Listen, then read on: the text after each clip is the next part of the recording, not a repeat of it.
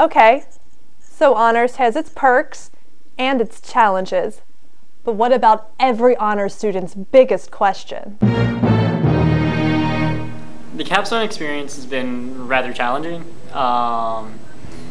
It's been more, it's been such a balance between like the two kinds of forms of academia where there's like the doing and then there's the thinking.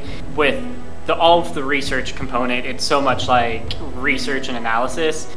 There's that part of it, which is, I suppose, rather mentally exhausting. And then there's all the doing for the film festival, where it's a lot of time commitments and organizations and meetings.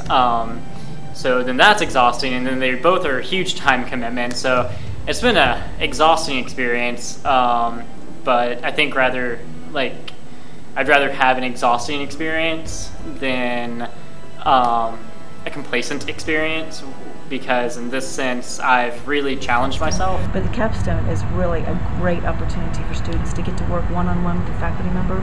It's an opportunity that most undergraduates don't get to have, and it's a time when you can ask your question and have somebody help you figure out what it is you want to know or how to express what you want to express. But where to begin? I'm really kind of focusing on figuring out my Capstone right now.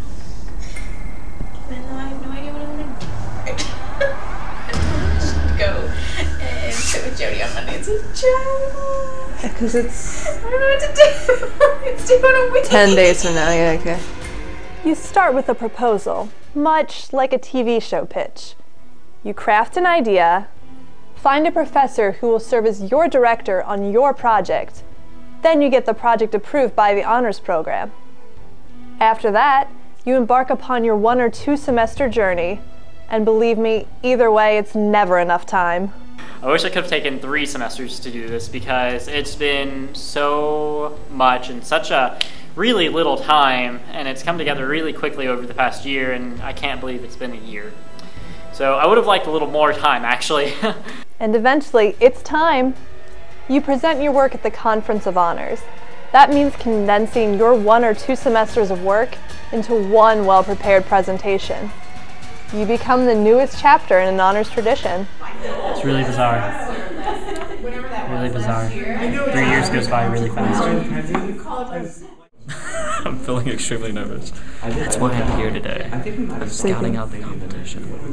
All day I keep thinking about the first Capstone presentation I saw when I was like a freshman my fall semester, and I just have that in the back of my mind constantly, and I'm just like, oh my god, I'm that person. I'm just excited. I'm excited to finally have my Capstone minor, or my honors minor done. The room was struck by lightning during my thesis presentation, and my dad and Dr. Vitruba spent some time crawling around on the floor trying to find a way to get the power back on. When it finally came on, the PowerPoint was off time, so I had to do some fancy footwork. Everybody and all of their family members were there filling up BEP 200. There might have been 30 people there to begin with, but then hundreds of people just filling in that room, and it was just crazy. Nerve-wracking. It feels great to be over with. I'm really excited about that aspect. I'm a horrible public speaker, well at least I was back then, terrified of doing it, and I worried and worried and worried and practiced and worried and practiced and practiced and worried, and about 10 minutes before I went up there, kind of calm went over me, and I went up and nailed it. I think I blacked out and I don't remember the whole thing, but I did it, and I answered their questions and I had all the answers, and for me, being so terrified of being a public speaker, that was like a real highlight because I nailed it. It was exciting. I never thought I would do research, and this is a unique opportunity. Then you're done. That's it. But the effects of honors last a lifetime.